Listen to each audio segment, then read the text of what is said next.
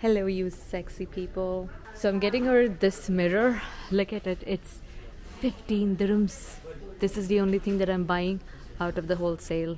Then from here, Tia loved this toy here. It's just this one rail track. So that one is right here. It's for 79 dirhams. I got this one as well.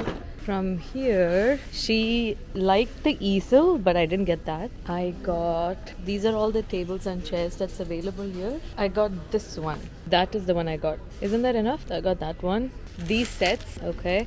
I got these plates, also these glasses, and they were all just $7. It's just $7, so that's good. She would not break it.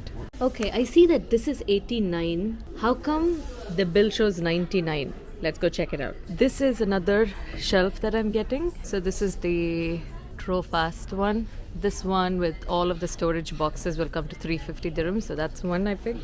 Yeah, this is one shelf I got. This is pretty good. You can hang stuff. If you set up a mirror on top of this and put this at kids level, they can use it. Wow, before tax it's 707 and after tax it's 782. Sheesh. Apple Pay.